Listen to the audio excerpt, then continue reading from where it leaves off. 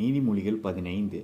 பாதாளமும் அழிவும் கர்த்தரின் பார்வைக்கு பிரதிட்சயமாய் இருக்க, மனுபுத்திரருடைய இருதயம் அதிக பிரதிட்சயமாய் இருக்கும் அல்லவோ.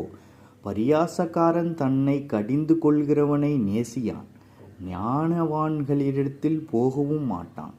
மனமகிழ்ச்சி முகமலர்ச்சியை தரும், மனோதுக்கத்தினாலோ ஆவி முறிந்து போம்.